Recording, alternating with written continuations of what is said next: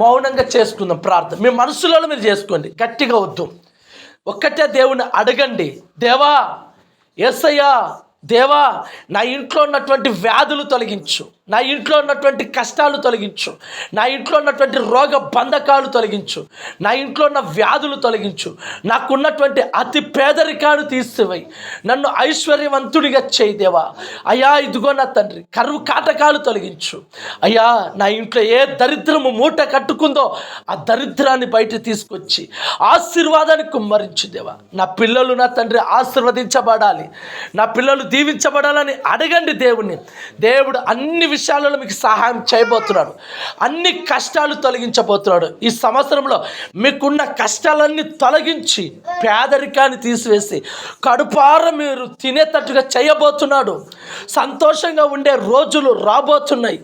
ఆలోచన దేవుడు మార్చబోతున్నాడు. అందుకనే దేవుణ్ణి మీ మనసులలో అడగండి, యేసయ్యా నాకున్న కష్టం తొలగించు దేవా, నా కుటుంబం గురించి ఒక్కసారి ఆలోచించవా, నా పిల్లల గురించి ఒక్కసారి ఆలోచించవా, నా ఇంటికి పెద్ద దిక్కు నీవే తండ్రి, నా ఇంటిలో సహాయకుడు నీవే తండ్రి అని అడగండి. దేవుడు తప్పక మీ దరిద్రాన్ని తీసివేయబోతున్నాడు, మీ పేదరికాన్ని తీసివేయబోతున్నాడు, మీ కష్టాన్ని తీసివేయబోతున్నాడు, మీకున్న రోగ బంధకాలు తొలగించబోతున్నాడు, వ్యాధులలో తొలగించబోతున్నాడు. ప్రభు ఆత్మ ఇక్కడ సంచరించబోతుంది, ఈ ఇంట్లో ఉన్న చీకటి తొలగిపోతుంది. ప్రభు కృప మిమ్మల్ని ఆవరించునుగాక, ప్రభు ఆత్మ మీ ఇంటిలో సంచరించునుగాక. గోడలలో ఇంట్లలో స్థలము లోపల దాక్కున్న శక్తులను దయ్యాలను తొలగించునుగాక. ప్రభు కనుదృష్టి నీపై ఉండునుగాక. దేవుని హస్తము నీ వైపు చాపునుగాక.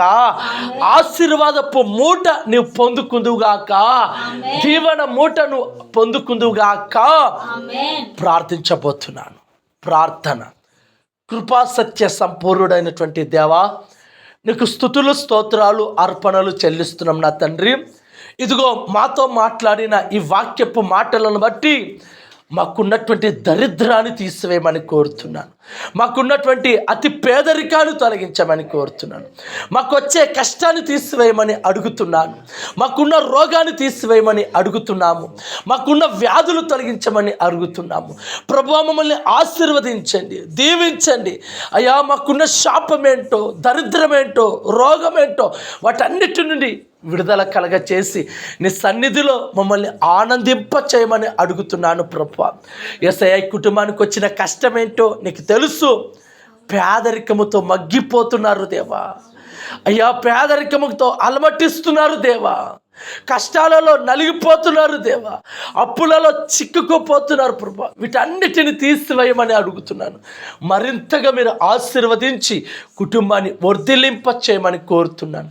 ఇంట్లో దాక్కున్నటువంటి చీకటి, దాక్కున్నటువంటి దయ్యము, దాక్కున్నటువంటి అన్ని తొలగించి ఇదిగో ఎవరి ఎదుట వీరు తల దించుకొని బతుకుతున్నారో, ఎవరి ఎదుట అవమానకరంగా ఉన్నారో, ఎవరి ఎదుట నిందలు అనుభవిస్తున్నారో వాళ్ళ ఎదుటనే వీరు ఆశీర్వదించబడిన కుటుంబంగా చేయమంటూ, ఈ కుటుంబాన్ని నువ్వు అంగీకరించమంటూ, మరొక్కసారి కుటుంబాన్ని గురించి నువ్వు ఆలోచన చేసి ఈ కుటుంబంలో నువ్వు పట్టుకోమని, రాజు విషయంలో అయితేనేమి, అక్క విషయంలో అయితేనేమి, అన్న విషయంలో అయితేనేమి, వారి చిన్న కుమార్తె విషయంలో, అందరి విషయంలో గొప్ప కార్యాలు చేయమంటూ, ఇంకా ఇదిగో నా తండ్రి ఎందరో ఈ వాక్యాన్ని ప్రార్థనలు వింటున్నారు.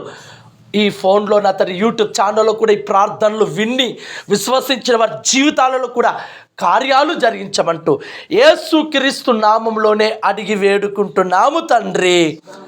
Amen, amen, amen.